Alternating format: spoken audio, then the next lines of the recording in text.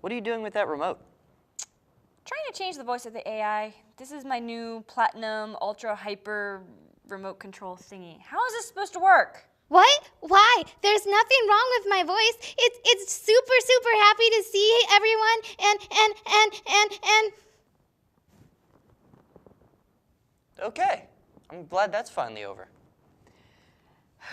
I wonder what voice it changed it to. It changed to this, the kind of unnaturally happy and enthusiastic voiceover announcer. This is much worse. Oops. Why are our plot lines on this show cluttered with horrific twists that prove to be super unoriginal? Well, it's because we're trying to appeal to a mainstream audience, and because this is Nerdcast. To the Batmobile. Let's go.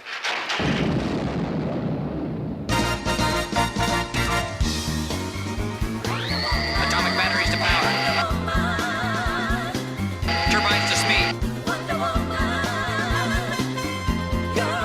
Roger.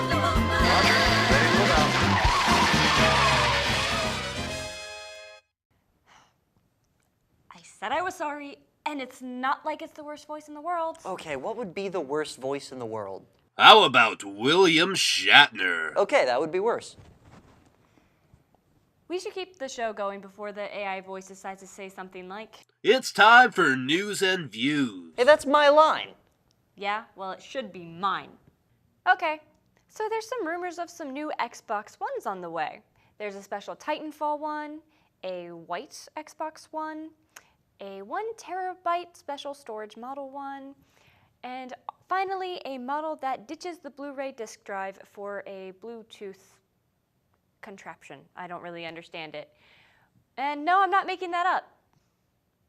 Again, right now, all of that is purely speculation. There is nothing I want more than for none of those things to be a thing. Okay, except for Titanfall, that one looks pretty good. In other Xbox news, Microsoft wants you to buy an Xbox. Well, duh. But it's a little bit more than that. Microsoft stores are giving out $100 bonuses towards an Xbox One for those of you who trade in a PlayStation 3 or even some of your models of Xbox 360s, including the one that people forgot about, came out right after E3. Yeah, that one. $100? Awesome, I'm rich. Wait, is that a joke? No, it's true, seriously.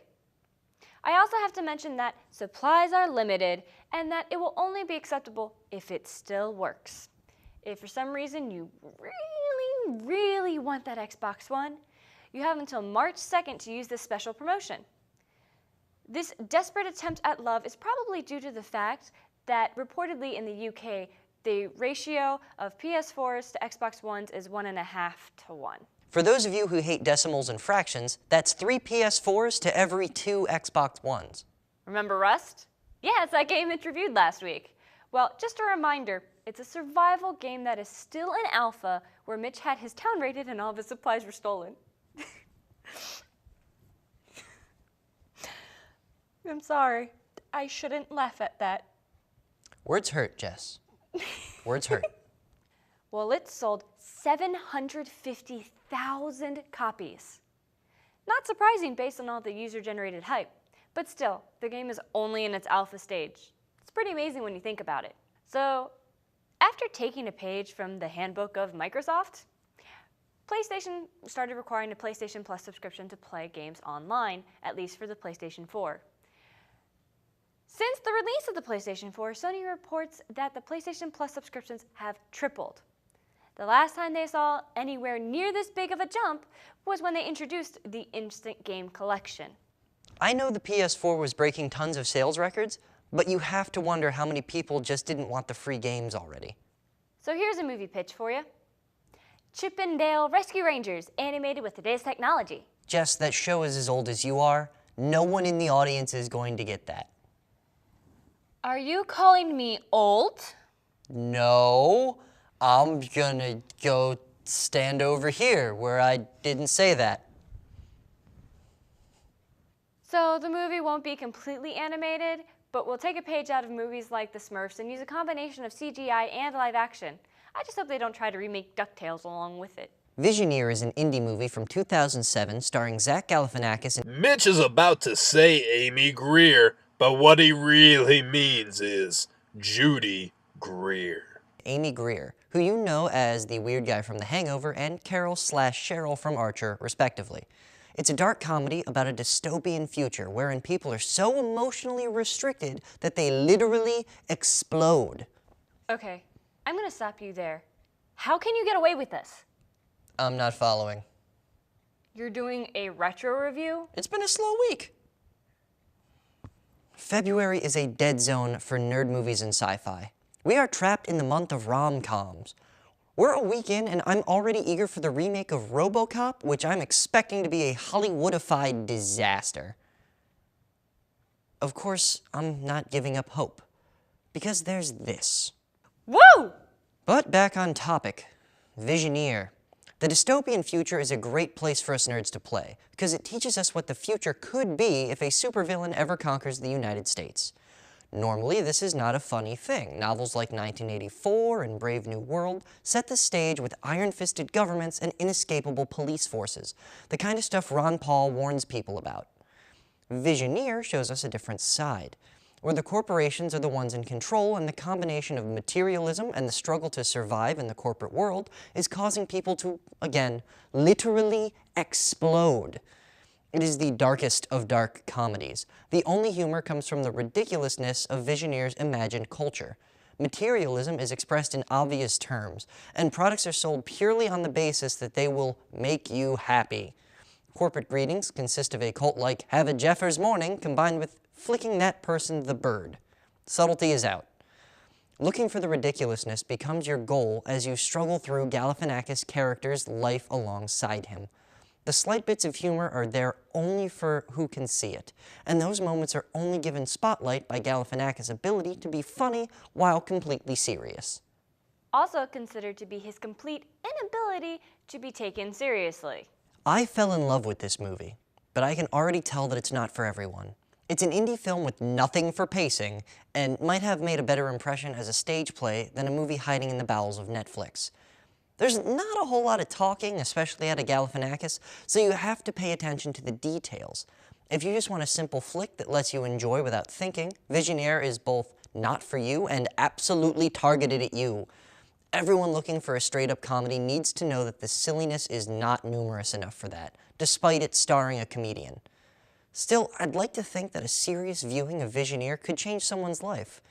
It's a movie that reminds us, follow your dreams, do what makes you happy, and separate yourself from your job, which should only be considered a money generator only, unless that's what makes you happy. That's why I'm here, after all. Everyone that has a Pulse or Pulse Elite headset and was extremely upset about it not working with their PlayStation 4, you guys can just stop whining now. With the new update 1.60, these overpriced headsets will now function, hopefully properly, with your new console. I don't know why you're bothering, Jess. People just like to whine. Well, they should stop whining because Outlast is available for free as a PlayStation Plus perk for the PlayStation 4. Also, Valve is trying to take over your entire life, at least in the living room, and honestly, I don't see that as a bad thing. Anyone who has ever participated in a Steam sale knows what I'm talking about when I say Valve has a very unique hold over people due to the simple fact that it somehow manages to both reward and punish you all at the same time. Well, now they're planning a Steam Music beta. Yep, they're going to develop a music player for Steam. I'm not sure why, but I feel like I need this. Jess, how do I get into the beta? Well, you can register for it, but that doesn't mean you'll get in. You simply have to go join the Steam Music group, and you're done. In more news, Pokemon Bank is now available in Europe. It's on its way, North America. Hang on. And those who downloaded the app by September 30th will be given a free Celebi. Keep in mind, while the app is free, you are storing your Pokemon online, so you will have to pay a monthly fee for that. However, this means you can easily transfer your old Pokemon from Pokemon Black and White 1 and 2 to X and Y. I dream of a day when they start out with only one color and/or letter, so I don't have to get 2 games just to catch all the Pokemon. I have no friends. The new Lego movie is finally out, so forget about how much they hurt when you step on them and go watch some Lego people fight. Oh, did I mention that they've already greenlit a sequel because they're so convinced that it'll do so well? That's ridiculous. Why didn't they just make a trilogy? The Netflix original House of Cards has been picked up for a third season. The second season will be available for streaming on Valentine's Day for if you don't have any plans. Also, in case you haven't heard, Hemlock Grove and Orange is the New Black are both getting second seasons as well. Also, Zoe Deschanel is making an animated show for Fox. How awesome is that? I don't care what it is. I'm gonna watch it. Sounds about right. The Electronic Frontier Foundation has now made their web browser add-on, HTTPS, everywhere, available for the Android version of Firefox. Basically, they're trying to make your phone a little safer and more private. Finally, for your last bit of news for the day, Microsoft has a new CEO. Nadella comes with more technical background than the last guy did, so the company is hoping that they will be able to advance their products and be more innovative instead of just trying so hard to keep up with Apple and Google. At the same time, though, Microsoft, stop it with your phones. We don't want those anymore. Let us take a few moments to remember that deep down, all fathers are super intelligent cephalopods. Octodad, Dadliest Catch, puts you in control of a sea creature perfectly disguised as a human man in human society. Perfectly. This title ends up having a lot of charm. The world of oblivious humans makes for some pretty great sight gags as Dad tries to suction cup his way around town without getting caught. So the essence of Octodad is just to scream, "Nothing to see here, I'm your dad!" Octodad comes from an unusual genre known as QWOP games. The original QWOP was about controlling a guy running track by using a separate button to control each arm and leg, the Q, W, O, and P keys, and it invariably made the player look like he'd never known how to walk in his entire life. Octodad is a simplified QWOP, because you only need to control the legs in order to vaguely refer to it as walking. And simple analog control movements control Dad's single grasping tentacle. The result is that Octodad's gameplay is uncomfortably frustrating and mostly looks like this. Learning to QWOP is frustrating because it involves learning to perform simple tasks while concentrating on every single part of the movement. That's the challenge and the fun of Octodad. The actual gameplay is to accomplish simple tasks that QWOPs make tedious, but also silly to look at. It makes sense if you don't have a skull or bones. The truth is that quirkiness can only get you so far. Joking that all humans are oblivious to the devilish good looks of an octopus in a suit is funny at first, but grows predictable. For me, the best way to enjoy the game was to play it with someone next to me, pointing out all the sight gags. I want to emphasize that this person was not with me in order to play the awkward co-op mode. Figuring out how to move Octodad with one person at the helm is tough enough, but throwing control of one or two limbs to a second person makes co-op more of a Herculean task than an actual gameplay mode. Of course, I cannot say that all of my frustration is born of the QWOP movements. Most of them are, but the biggest problem is that Dad's ragdoll body gets stuck on basically everything. Like stairs. I now hate stairs. It's true. He installed ramps all over the office. Everything should be ramps.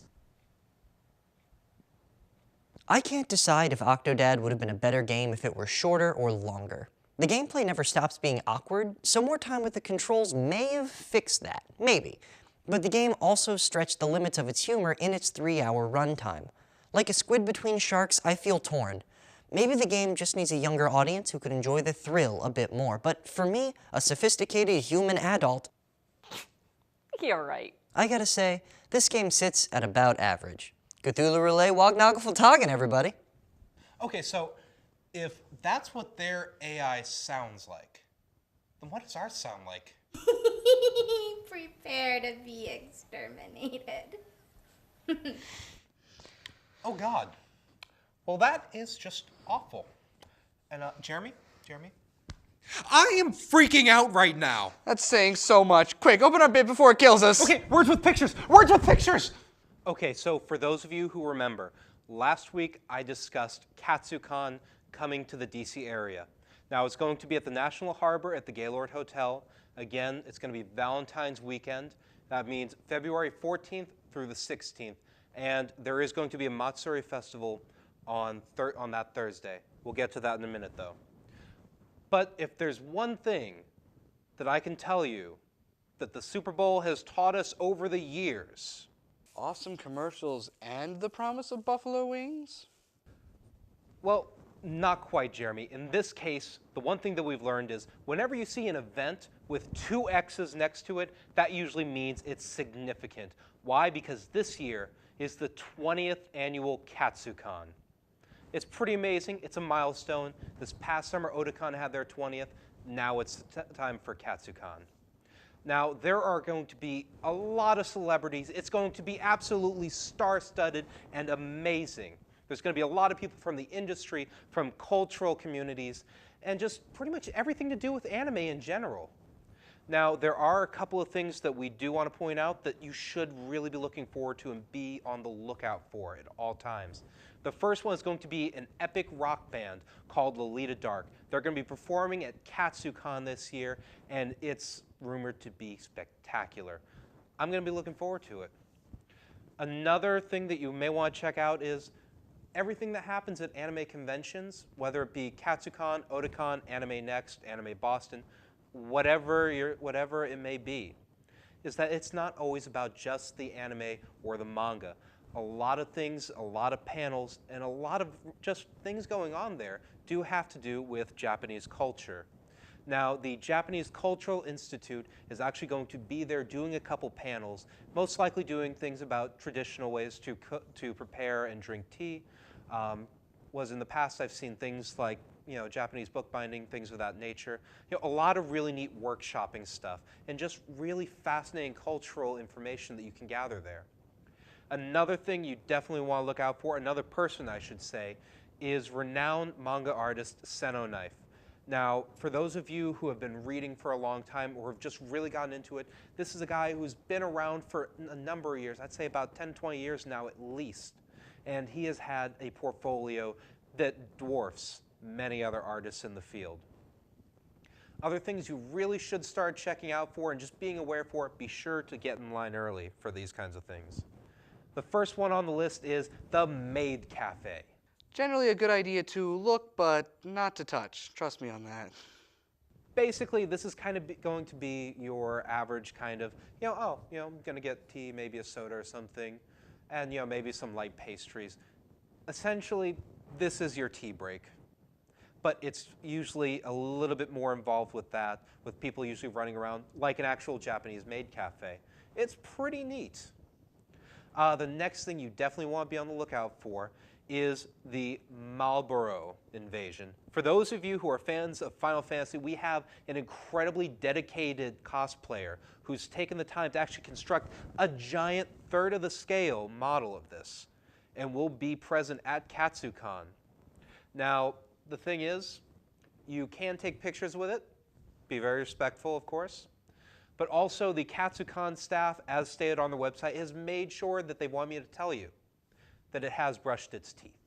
So I've pretty much just got reviews for this week. Any major news I'll be putting up on our Facebook page.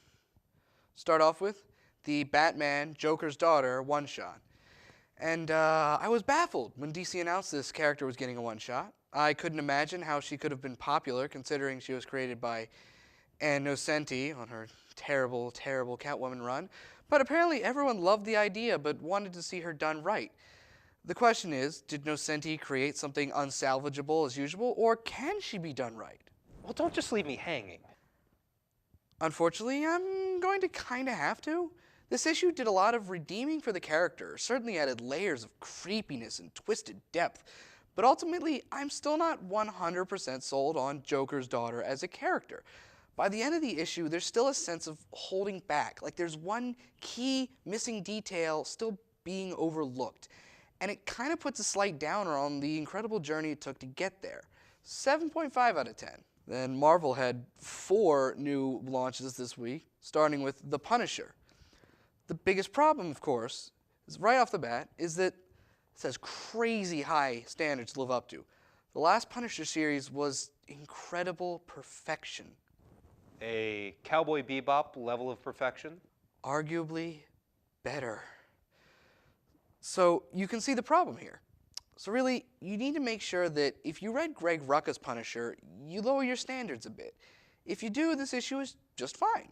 Frank seems a little less gruff than in Thunderbolts, but basically this issue hits all the right Punisher notes of ruthlessness. 7.5 out of 10. Wolverine is perhaps the second most pointless Marvel Now relaunch, coming after 13 issues and not changing writers.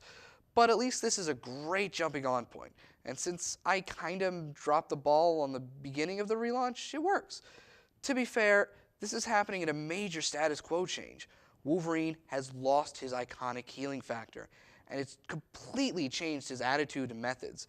And his new teammates seem like they have the potential to be an interesting bunch.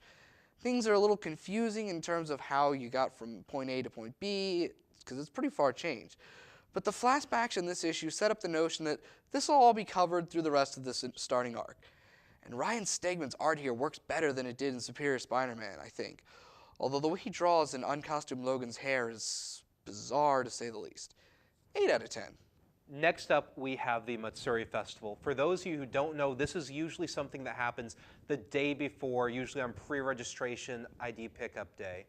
Now, this is where they have all kinds of street vendors and just things of that variety out there. There's usually live music, live bands, small events, kind of like a carnival game, because that's essentially what it is. A Matsuri Festival is basically a Japanese festival, and usually they get really, really fun, and you can meet a lot of people there. Sometimes the celebrities will show up early. Sometimes you just might meet a new friend who has similar interests, and now you have the entire con to hang out with your new buddy. Also, be on the lookout for the rave. There is going to be a rave, I believe, on Friday and Saturday at Katsucon. Usually it's pretty big. Personally, I haven't gone, but I know people who have, and they have nothing but great things to say. So start stocking up on that body spray, or at least some deodorant, please. That's just in general, but especially for the rave. And remember, no matter what you do, you can look like this.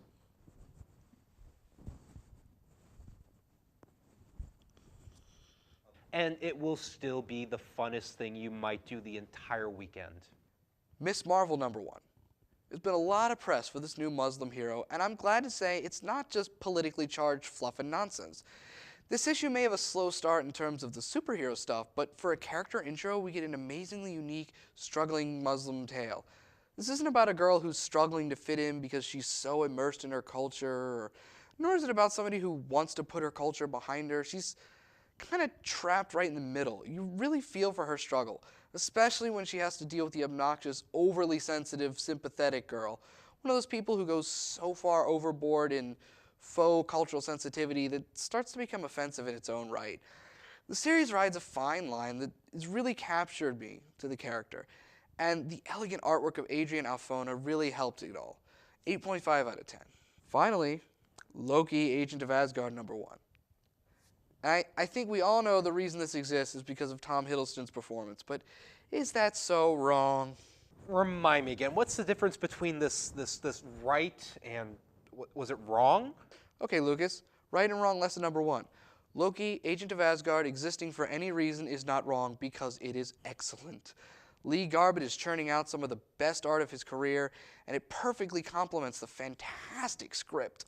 The premise of Loki working as a secret agent for good by still playing the role he's known for, all to erase his old legends for new ones, is perfectly in line with my own interpretation of him as the secret hero of the Avengers movie. He makes fine art out of the act of misdirection, and watching everything unfold is entertainment of the utmost quality. 10 out of 10. My top 5 this week? Black Widow #3, page 1 alone was more emotional than some entire issues. Swamp Thing #28 with some Alan Moore-esque depth. Loki, Agent of Asgard #1, because it was everything I'd hoped it would be. Green Arrow 28 was basically perfect in every aspect. But top of the list was Marvel Knights Spider-Man #5, an amazing conclusion to the most visually stunning miniseries I've ever seen. I had a bottom 3 this week, not too much going on. Superior Carnage Annual was good for Carnage fans, but a bit pricey for being mainly filler. Stormwatch #28 is a series that's still barely hanging on, decent but just kind of hollow. And Avengers AI #9. Normally the art is the saving grace for this series, but in this issue even the art was kind of flat. And now, before we even give the AI the possible chance to produce any form of dealt weapons or even its horrible voice in our universe, let's have Lucas entertain us and entertain you with our new segment. To the con. Cue the slide. Cue the slide. Jeremy, use your words. Use your words. Just crossfade it. Crossfade! Hello, everyone, and welcome to the Con, a new segment that gives you a behind-the-scenes look at conventions, gaming tournaments, and geek events both in Maryland and nationally. We'll give you previews of upcoming events, reports both from and after the event, and tips on how you can become more involved. Lastly, we'll teach you how to make the most of events with everything from how to survive an anime convention to how to construct a tournament-legal Yu-Gi-Oh deck, to how to not rage quit because some camping noob on the other side of the map with an overpowered sniper rifle kept taking advantage of the lag and headshotting you every time you spawned to your base, making your kill-to-death ratio the entire game. And it will happen. But this week is part 1 of 2, talking about how to attend your first geek convention. Even if you have attended conventions before, going to a new convention can be, well, daunting, intimidating, and exciting all at the same time. We'll go over some tips and tricks so that you can make the most of your convention, whether it's a 4-day extravaganza or a large convention center or a half day at a college arts building. So, what goes on at a geek convention? Almost all conventions have, well, these 7 activities in common: panels, special guests, dealer rooms, video screenings, contests, unique special events, and gaming rooms. First, we have panels. Panels are scheduled programming blocks done by fans like you, industry professionals, and guests. Fan topics can range from how to survive a zombie apocalypse to awesomely bad Japanese music videos to the history of Capcom versus NES. In addition, several panels can be interactive workshops with topics like how to cosplay on a budget or make your own RPG video games. Industry and professional panels are done as, well, as the name applies. People and companies that put the nerdom that you consume on a daily basis. They use these panels to announce upcoming releases of anime, video game expansions, the video games themselves, and, well, giving out free one-of-a-kind con merchandise. Professional scholars also use the opportunity to present to make a living producing video games. The real story, or, well, basically how to survive at it. Which brings us to special guests. Every con has a lineup of the who's who that uses panels to do Q&A sessions as well as show off their craft. Cons also get a side space and specific times to allow fans and gamers to get their favorite piece of nerdom autographed by their superstar. Don't own the latest copy of the current celebrity obsession? Then swing on down to the dealer's room or artist alley. In these areas, you can purchase everything from manga to Dreamcast CDs to steampunk goggles. Dealer rooms range in size from small college lecture rooms to convention halls large enough to launch a fighter jet.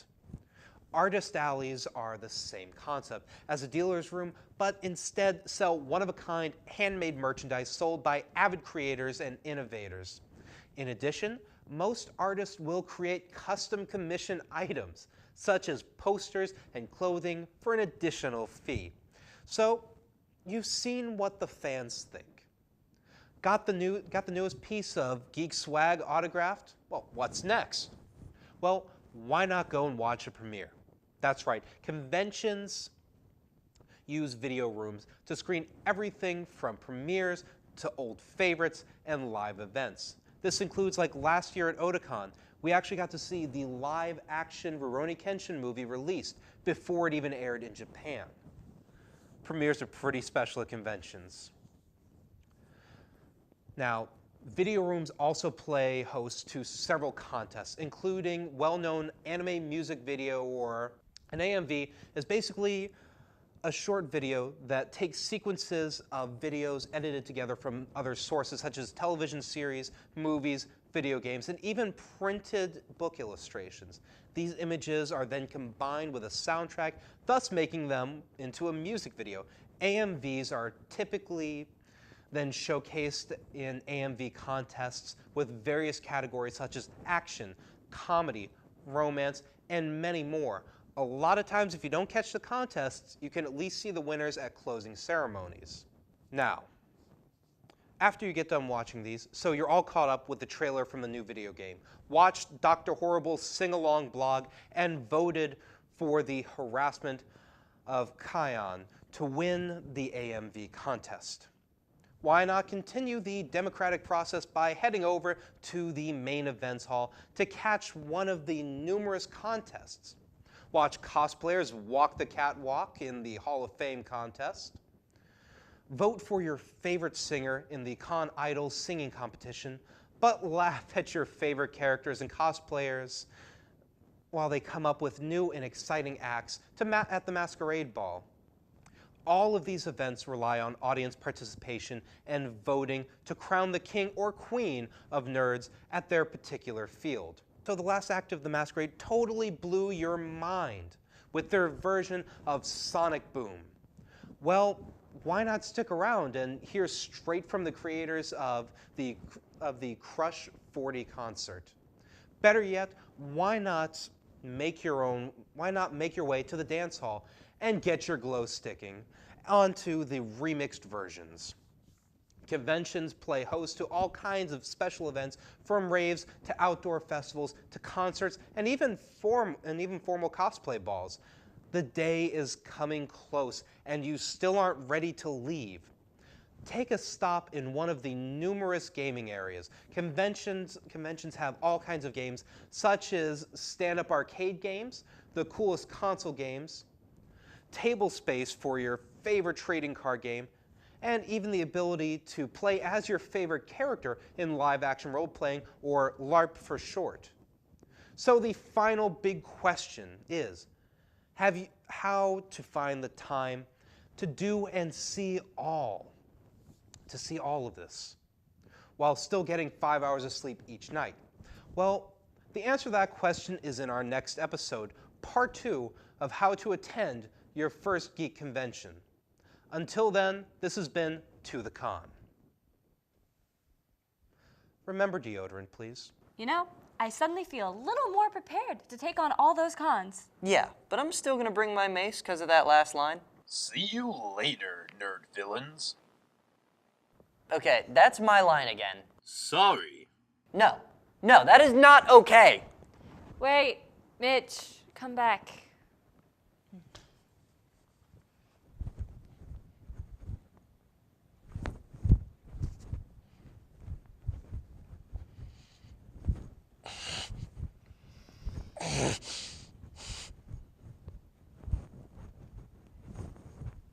It's really not that hard. Shut up.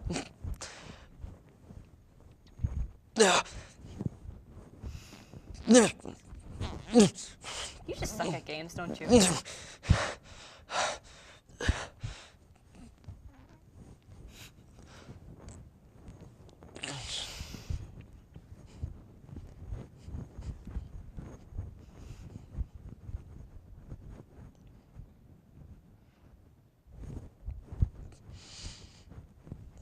How long is Tyler gonna make us do this? And this is me pretending my hand is a dolphin.